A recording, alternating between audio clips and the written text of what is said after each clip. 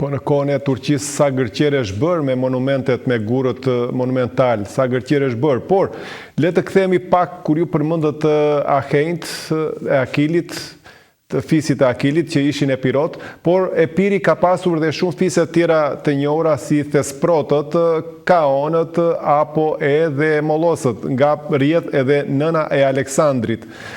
Cila është etimologjia e Mollosëve, të paktën në qoftë se na shpjegoni dot, nga vjen ky emër? Vjen dëgjoj. Është thënë që emri Dalmaci për shembull vjen nga Deli, që është shumë qesharak. Si mund të quhej nga Dele, mund të quhej Deleci. Jo Dal. Ishte dalja e Matit, ishte dalja e popullsisë Matit. Nga gryka e Matit nga Lezhë, që shkruaj edhe shkrimi kështu shkruhet në harta, Dalmatia. Kështu shkruhet. Po, dalje nga Mati, edhe për fjalën Mollos kanë thënë që vjen nga folja Moll, nga fjala Moll. Është shumë qesharake. Sepse bjen kundërshtim me teorinë e Ferdinand de Saussurit. Ferdinand de Saussuri e ka përcaktuar shumë saktë se si nga ana teorike se si mund të bëhet etimologjia. Për shembull, fjala Mollos vjen nga fjala Mol. Mol. Sepse veprimi i popullatave mollose ishte ajo që ata ndërtonin mbi mole. Domethënë mbi liçene. Mund të ishin liçene të mëdha siç ishte liçeni i Orit, mund të ishin mole siç i kanë qenë molet e zonës Maliqit, por ata ndërtonin mbi liçene. Dhe ky Albert Heichner, si e ka ky i Universitetit Ziriut, e thot qartësisht që këtu thot para 9500 vjetësh kemi qytetet e para, thot që nuk janë qytete të vogla. Imagjino tani ai 9500 janë ato elementet që janë gjetur aty, të matura me karbon. Por ka qytetet duhet kanë filluar me 2 apo 3 shtëpia. Do thonë që mund të shtohet edhe një 3, 4, 5000 vjeçar këti modeli qytetesh mbi ujë. Dhe mund të kemi rreth mund të jenë 12000 deri në 15000 vjeçare këto qytete. Pra duhet, nëse bëjmë llogaritjet në epokën e akullnajave, popullsia vetëm europiane që ka jetuar në territorin e Shqipërisë, për arsye se Ballkani kishte disa zona ku frinin erat të ngrohta të Afrikës edhe lejonin mundësinë që të jetojë. Ku jetoi edhe raca e bardhë, kjo që quhet europiane. Tani dalin në shpellat e Drenicës, zbulohen mbetje njerëzore që datojnë 50000, 60000 vjeçare. Unë këta e kam thënë që në vitin 2020 në botimin e veprave të mia në frëngjisht, që civilizimi europian është minimumi 50000 vjeçar, ai i Shqipërisë, i Ballkanit, sepse nga Ballkani janë përhapur në gjithë Europën për arsye të pozicionit gjeografik të fiset europiane. Dhe normal që nga fiset para primitive të shqiptarëve kanë rrjedhur fiset që kanë banuar më vonë Italinë, Francën, kanë shkuar deri në Norvegji. Është krejt normale, është logjika e shpërndarjes së tribuve.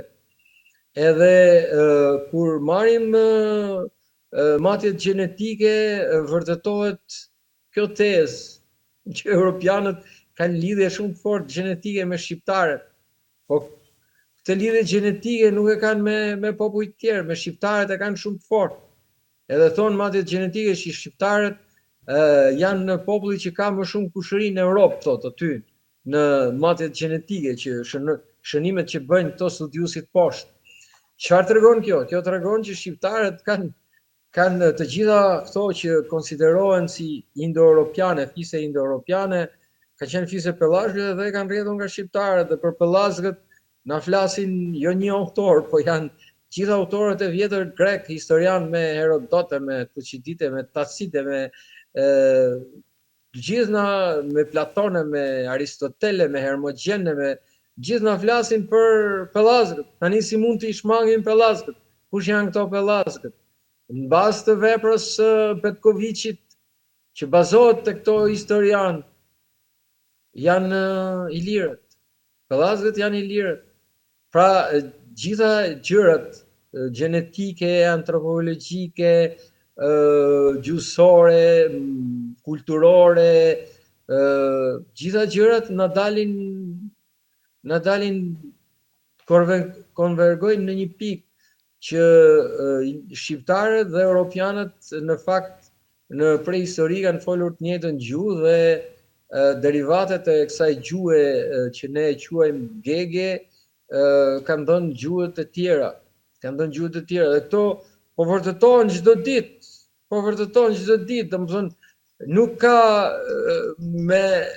me kilogram dokumenta, ka me tonelata dokumenta që vërtetojnë pikërisht këtë tezë. Gegët nga e kanë zanafillën, Albert? Nga mendon se e kanë gegët zanafillën e tyre? Po në bazë të asaj, atë mbi shkrimin e parë, mbi gegët e gjejmë te epi Gilgameshit, në momentin që Gilgameshi, domethënë heroi kryesor, Gila, siç i thon shkodranët Gila, i drejtohet Zotit dhe i thotë që Zoti e pyet i drejtohet që duhet debatoj me ty. Sepse është e padrejtë që njeriu të ketë një jetë të përkohshme. Domethënë ky Gila ishte Gilgameshi ose Gila ishte nisur në kërkim të jetës së përjetshme. Dhe Zoti i tha, mirë, tha, komunikojmë, po në çfarë gjuhë do të komunikojmë? Dhe ky i tha, ndim gigi. Unë di geg, tha, di gjuhën e Zotit. Ndim gigi, unë di geg, di gjuhën e Zotit. Dhe komunikoj në gigi. Gegnisht. Ose në geg. Gegnisht, komunikoj.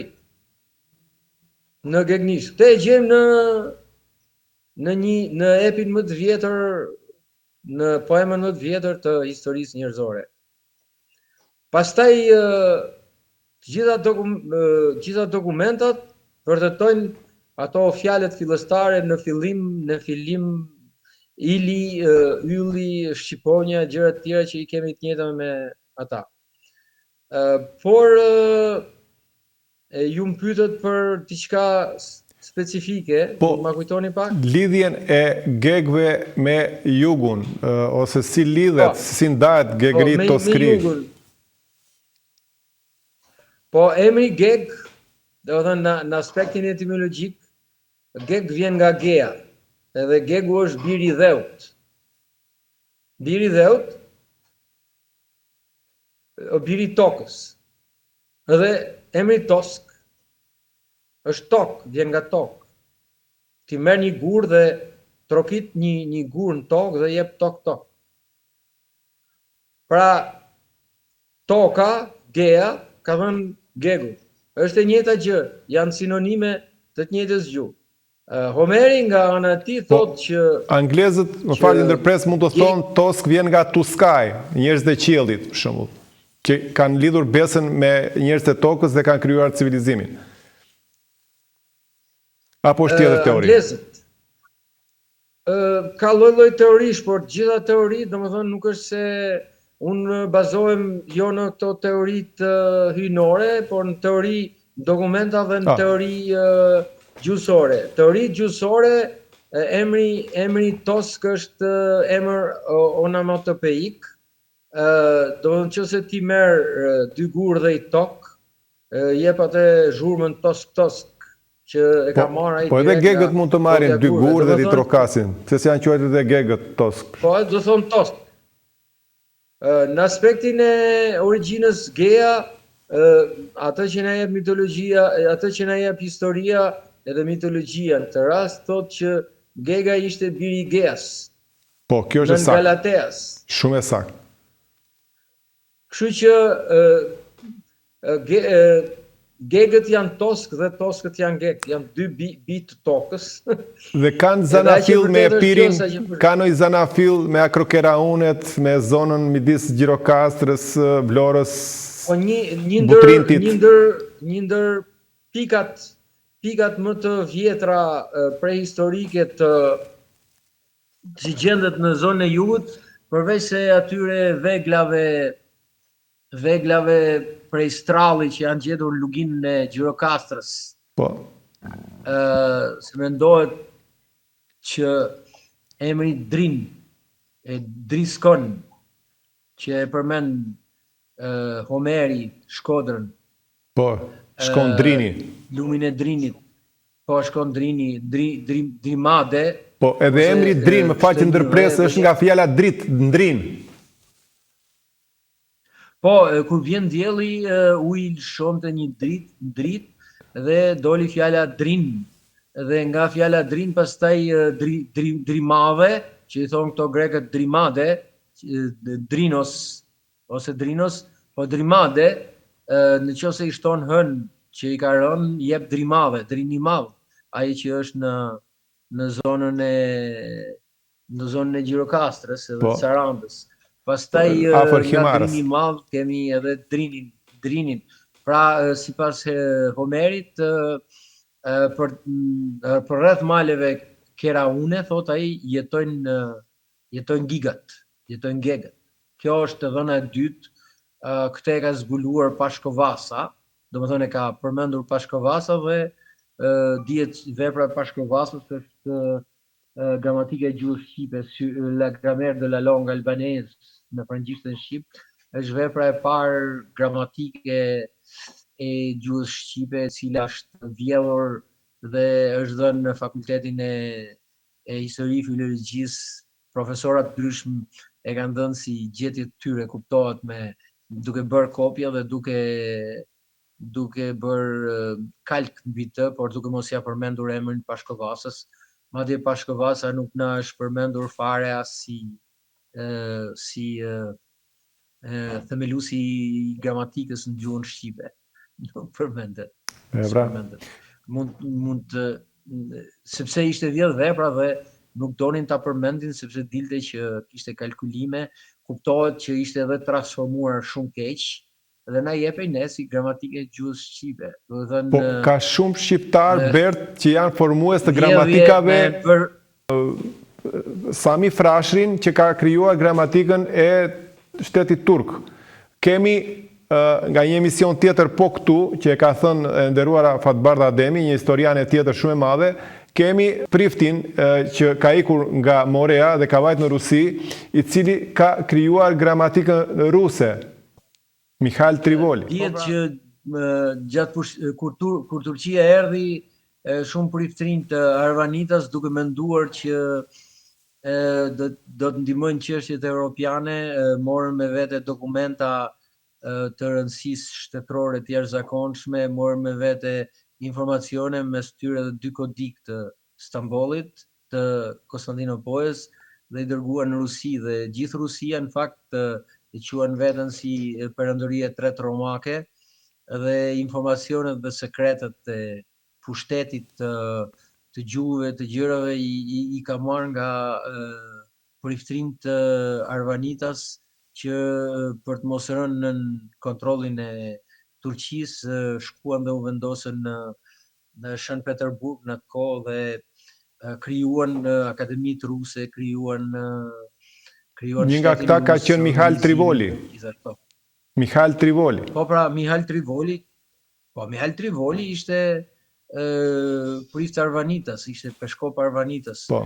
Kjo dihet kemi dhe gramatikën e Kulluriotit, veprën gjysore të Kulluriotit, e cila nuk na është dhënë, na është thënë që Kullurioti ka shkruar diçka, po nuk na është dhënë, është shkruar e gjitha në gjuhën greke. Duhet dini që 70% e rilindjes kombëtare shqiptare është shkruar me shkronjat e alfabetit i lirë të Kadmosit, që quhet alfabeti grek, dhe gjithë rilindja jonë është në arshivat greke dhe na fshihet. Domethënë ne përveç tjerë na kanë vjedhë edhe alfabetin, na kanë vjedhë edhe historinë, që nuk na kanë vjedhë ne. Ne na kanë vjedhë edhe pllakat e qyteteve, na kanë vjedhë edhe atë amfiteatrin e lojrave olimpike. Domethënë ka bërë një zhupa, një shqiptar, Bert, në Greqi. Më falë që ndërprese, ke vënë re që nga në të gjithë trojët shqiptare, nga Butrinti, në Gjirokastër, në Adrianopol, e në gjithë deri në Durrës, ka amfiteatru që i quajmë, por këto çuditërisht kanë formën e parlamentit. A nuk është me udhës të quajmë që janë ish parlamentet e dikushme ku njerëzit mblidheshin dhe vendosin për jetën e tyre?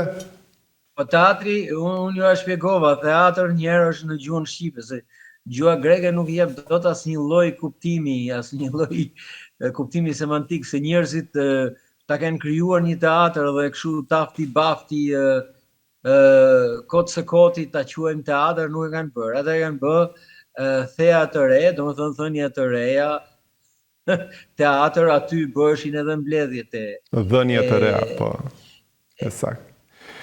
Me gjelisit, se me gjelis na e quajnë fjalë arabe, fjalë turke, po me gjetlisin... Me gjetlisin, shqipe mo? Ka shumë fjalë... Na fyen ignorancë, na fyen ignorantët, dhe na fyen inteligjencën tonë, sepse ne e dim që me gjetlisin është e shqipes, me shku ke lisi, edhe me bërë një takim mes njerëzve është e shqipes, dhe ata thonë jo, me gjelis është fjalë shumë rrogëshe, është e arabishes, po ju e dini që arabishe është krijuar nga standardizimi i koptishtes dhe tjetërsimi i koptishtes. E koptishtja ka qenë një gjuhë shumë e lidhur me gegnishten. Pra, na fyen pafund, duke na thënë pa vërteta. Unë para ca kohësh doli ky fjalori i famshëm i turqizmave në gjuhën shqipe, botuar edhe me miratimin e Akademisë Kosovës. Imagjinoni Akademia e Kosovës del me një fjalor me 13.000 fjalë turqizma, edhe thot që fjala gafil thot është e turqishtes, okej. Është e turqishtes gafil, po ajo folja ga ose ngas, ga, është e turqishtes, nuk ekziston. Nga fjala ga, vjen fjala gaf, është e frëngjishtes fjala gaf e anglishtes, po anglezët e kanë marrë nga turqit, është e indo-europianishtes, dhe nga fjala gaf, pastaj vjen fjala gafil, i zënë në gaf. Dhe këta, megjithse autorët e indo-europianishtes e kanë klasifikuar si fjalë të gjuhëve indo-europiane, dalin sa gjuhëtar nga Kosova dhe thonë që fjala gafil është e turqishtes. Për fat të keq, akademitë tona në Shqipëri dhe në Kosovë janë bërë pjesë e politikave të mbrapshta dhe udhëzohen për të vepruar ashtu siç duan të tjerët, jo ashtu siç duhet. Është thyer në biznes, Kemi të bëjmë me biznes. Ata, për shembull, do botohet një fjalor i tërë i gjuhës shqipe. Okej, nëse Akademia e Shkencave merr përsipër botoj një fjalor, duhet përshëndetur. Po mirë, një pyetje e thjesht bëhet, a ka ndonjë specialist të prehistorisë gjuhës shqipe në akademi? Nuk ka asnjë. A ka ndonjë specialist i lirishtes në akademi? Zero. A ka ndonjë specialist të dialekteve dhe të gjuhës arbëreshe? Zero. Ka vetëm akademik të mbledhur nga mbetjet e Akademisë Albanologjike që e përthithi Akademia e Shkencave. Tani çfarë fjalori do prodhojnë ata? Shiko sa ata mirë. Që dogjën 4.000 skeda, po. Ata që dogjën 4.000 skeda po. Që ishin mbledhur gjatë regjimit Enver Hoxhës me frazologji shqiptare, me fjalë të rralla njëra tjetrën, ata na bëjnë fjalorin tani. Na bëjnë fjalorin dhe ky fjalor do të jetë një magazinë e madhe fjalësh, ose më saktë siç i quajnë ata, shqipja konglomerat, shqipja me fjalë të huazuar, turqizma, anglizma, francizma, domethënë fjalë të marrë nga gjuha franke. Dhe imagjinoni çfarë fjalori qesharak është ai fjalor, ti futesh në internet, kërkon një fjalë dhe të del ty, për shembull, ka fjalor që fillojnë me fjalën, për shembull, abazhur. Ndërkohë që folja e parë, shkronja e parë dhe folja e parë primitive është shkronja A. Ata fillojnë me abazhur, me një fjalë të marrë nga frëngjishtja. Pra, çfarë mund presish nga Aba është bërë. gjuhëtar të këtij modeli. Ata nuk njohin as strukturën e gjuhës, ata nuk njohin as prehistorinë e gjuhës, as antikën e gjuhës, as kohën mesjetare të gjuhës shqipe. Ata vetëm se citojnë ndonjë fjalë të Eqrem Çabetit, i cili është marrë me këtë mesharin e Gjon Buzukut dhe përsërisin si papagall që shqipja fillon me mesharin e Gjon Buzukut, ndërkohë që shqipja fillon me shkrimin e gjugjës, me shkrimin piktogramik gjugjës që është një formulë që përdornin njerëzit para se të shkonin në gjuhëti. Ishin gjuhëtarët që përsërisin një formuli, luteshin Zotit që të kishin gjuhëti të mbar para se të shkonin në gjuhëti, edhe që mbas të krahasimeve që bëhen me të njëjtat lloje gurësh të gjetur në Australi dhe në Azinë e vogël edhe në vende të tjera që janë gjithashtu piktograma, rezulton të jetë 43-50.000 vjeçare. Po, është interesante edhe fakti që të gjitha shkrimet kanë dalë po nga rrënjët e këtij populli, ose nga të para tanë, jo vetëm piktogramat, po edhe lineari A, lineari B, shkrimet latine, shkrimet cirilike, kanë dalë po nga të para tanë. Duhet kemi parasysh, unë e kam shprehur edhe herë të tjera që edhe popujt e tjerë, nuk është se jam nacionalist, edhe popujt e tjerë kanë të drejtë të krenohen me këtë origjinë që po nuk kemi qenë të ndarë. Historianët e tyre, po nuk kemi gjë të ndarë as me italianët, as me popujt e tjerë, as me gjermanët, as me anglezët. Nuk kemi qenë kur të ndarë, na ndan tash kur u krijuan shtetet. Po, kur janë krijuar shtetet, kombet jemi ndarë, por do të kemi parasysh që dhe ata kanë të drejtë nga kjo histori e lavdishme, kanë pjesën e tyre. Ne çfarë bëjmë me gjuhën tonë shqipe, me këtë gegnishe, ne e ndriçojmë historinë e tyre, e bëjmë më të bukur historinë e tyre. Historia e botës bëhet më e bukur me gjuhën gege, me këtë indo-europianishte të ruajtur në përmale. Nuk duhet të jemi, ne nuk e bëjmë këtë për të sunduar ndonjë popull. Ne e bëjmë këtë sepse të gjithë popujt, ashtu siç nëna i do të fëmijët e vet, edhe ne i duam të gjithë popujt. Dhe ne krenohemi zbashkarisht me këtë origjinën indo-europiane. Tani unë nuk e di se kush do të fusi përçarje në këtë punë, por ajo që ne kërkojmë është, ju lutemi, na thoni vetëm të vërtetën. Ka ardhur, sa herë vinë gjermanët, i përsërisin Akademisë Shkencave, që dëgjoni, ju s'keni nevojë ta shkruani historinë. Historinë e kemi shkruar ne, ju merreni dhe vendoseni libra. Merreni historinë e Hans Krahës, vendoseni në libra. Merreni historinë e atij Stefan Bizantit, vendoseni në libra. Merreni historinë e Jozef Botkoviçit dhe vendoseni në libra. Merreni të gjitha veprat dhe vendosni, tregojeni popullit, kjo është historia jonë.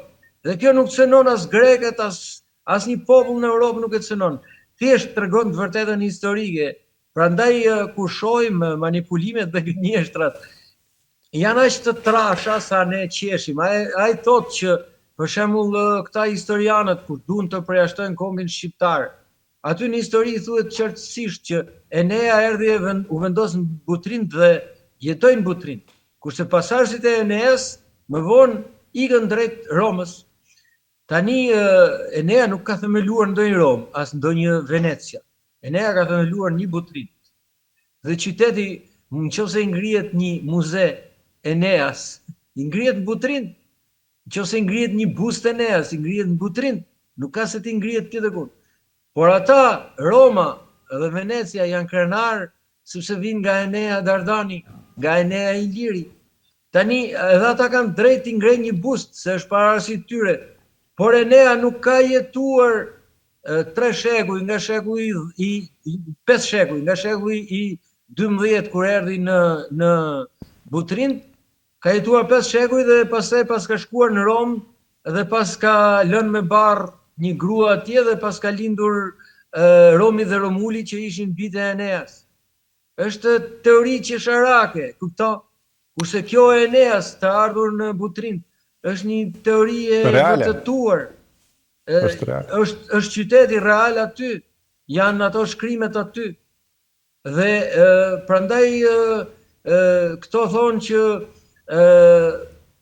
Butrinti u krijua nga grekët në shekullin e 7, po Enea ka ardhur në shekullin e 12 në Butrint. Si e pas ka krijuar, ka prit Enea derisa të vinin grekët në shekullin e 7 që të krijonte Butrintin. Prandaj do t'ju lutesha historianëve, si atyre grek, si atyre shqiptar, si atyre italian, të mos na fyen inteligjencën në vlla, se po gënjejnë trash shumë dhe është e tmerrshme, po gënjejnë vërtet shumë trash. Prandaj ti thirrin mendjes së vlla, studimet shkencore kërkojnë vërtetësi, kërkojnë. Unë kur shkruaj gjëra kur shkruaj studime mbi gjuhësinë, unë vërtetoj gjuhën, i studioj të gjitha autorët e mëdhej dhe marr ligjet e tyre që ti shkruaj veprat e mia. Nuk i bëj nga koka ime se jam unë shqiptar dhe opa u mbusha me frymësim dhe do shkruaj vepra unë tani të mbroj kombin shqiptar. Jo vlla, lexoj një herë, unë i marr vesh çfarë thon autorët, si e shpjegojnë teoritë gjuhësore, i shkruaj dhe nuk dal jashtë sistemit indo-europian, nuk dal jashtë asaj që ka thënë Hans Krahe, që ka thënë Bobia, që ka thënë të tjerët. Unë thjesht e vërtetoj ata. Tani të huajt nuk e kanë problem, sepse ata nuk mendojnë që një histori e dikush me lavdishme është e rëndësishme sot. Sot është e rëndësishme si jeton populli. Unë për shembull do preferoja populli shqiptar të kishte profilin e popullit gjerman apo popullit francez, që të ishte shumë i zhvilluar. Por nuk mund të zhvillohemi nëse nuk shohim që nuk e njohim historinë tonë.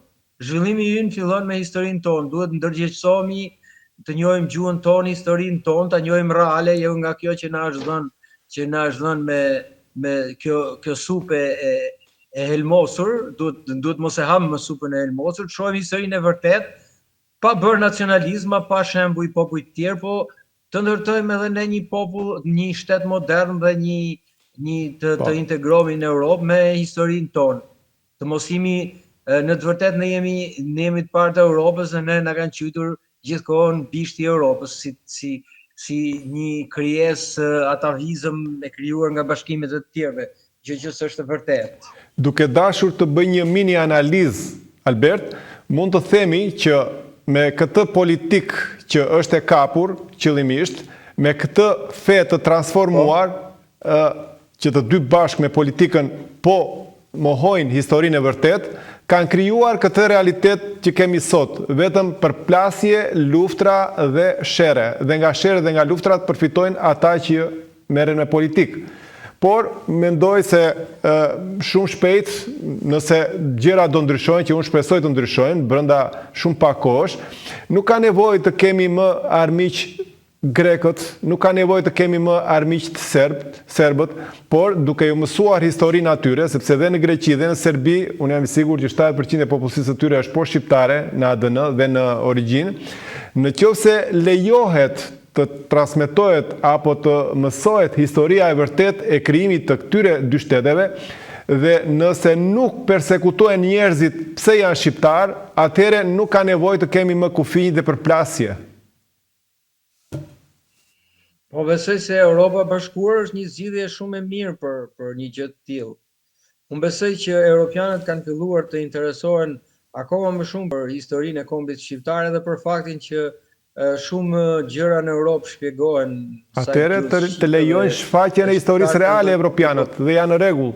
Shpëtoi Evropa. Europianët e japin historinë.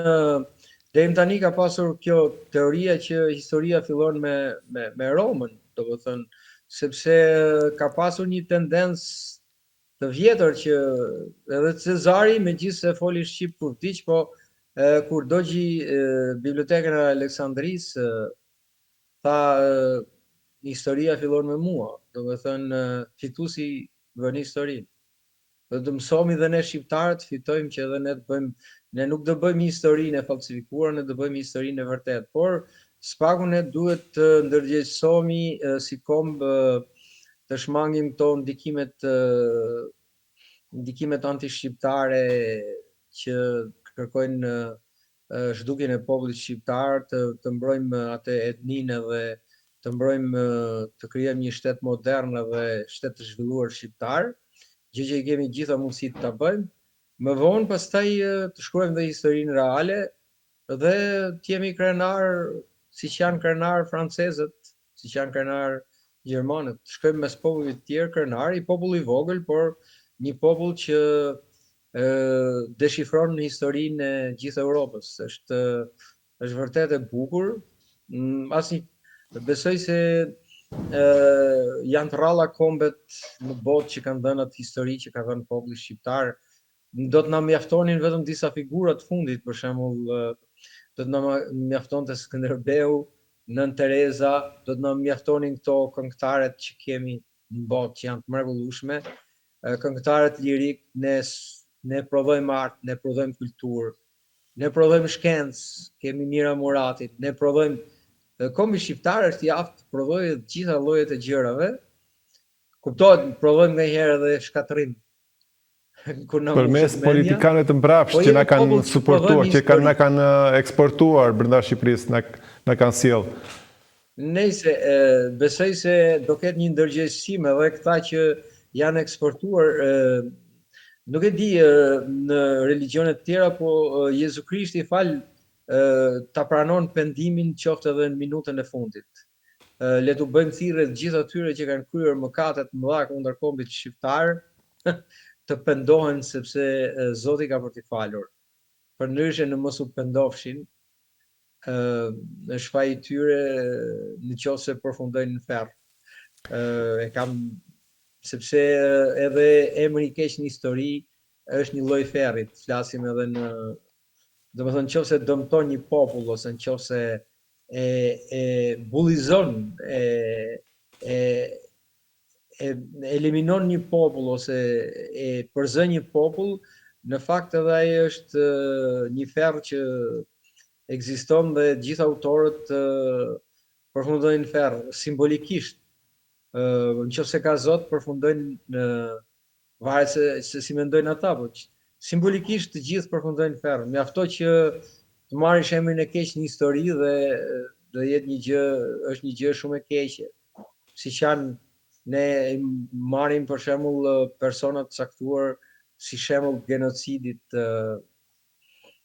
Qa kombi i madh grek ti mund t'i thuash një populli që bëri genocidin mbi çamët Venezuelusit. Mos është ndonjë person i madh i historisë, është konsiderohet si fundërrina e historisë. Ose Hitleri që kërkoi të bënte histori të madhe dhe përfundoi aty ku përfundoi. Pra, Zoti i fal deri në momentet fundit pret që njerëzit të reflektojnë, të ndryshojnë dhe janë të falur. Po nëse ata duan të shkojnë vetë në ferr, në errësirë, është e drejtë e tyre të shkojnë. Ne nuk detyrojmë askënd me forcë të zgjedh parajsën, kështu që janë gjëra të ndara. Shikojmë, ishte kënaqësi. Ishte kënaqësi Albert që ishim me juve në këtë emision, nuk e di po ke edhe në një përkufizim tjetër, por të rish edhe 12 orë këtu është kënaqësi prapë dhe nuk mund të mërzitemi kur duke ndonjëherë me ty, po duke shpresuar që të kemi dhe emisione të tjera, të shpjegojmë edhe me gjëra akoma, do të jemi shumë mirënjohës. Pra, faleminderit për ftesën, unë jam hyrë në suksesi im, domethënë njohja ime me historinë dhe gjuhën vjen sajt asaj natyrës time modeste. Unë mendoj që kontribuoj në mënyrë modeste mbi gjuhën shqipe dhe historinë e kombit shqiptar. Këtë bëj pa përfitime materiale. Në Shqipëri nuk kam asgjë, madje edhe atë pak tokë që ma ka pas dhënë ligji 2705, si quhet ai? 7501. 2705 a 2700. Po, ai ligji, se unë se mbaj mend atë numrin, edhe atë tokë ma kanë marrë të gjithën atje në fshatin tim, e kanë kthyer, kanë ndërtuar shtëpia, dikush ka bërë një bresht, kështu që unë s'kam asnjë lloj pasurie në Shqipëri, asgjë. Megjithatë e di që e bëj gjithë këtë thjesht nga dashuria që kam për gjuhën shqipe dhe për kombin shqiptar. Nuk kam asnjë interes material. Shumë e drejtë, janë shumë shqiptarë që i kanë zhveshur na pronat dhe na shqiptaria dhe i kanë dërguar jashtë, por që shpresojmë që gjërat të ndryshojnë, se jo çdo e keqe është e keqe për gjithmonë, ashtu si jo çdo e mirë është e mirë për gjithmonë. Mirë, këtu do të ndajemi dashur miq edhe për sot, duke ju falënderuar që ishim së bashku deri në këto momente dhe duke premtuar që do të shikojmë përsëri në të ardhmen. Deri atëherë, kalofshi mirë dhe mirupafshim.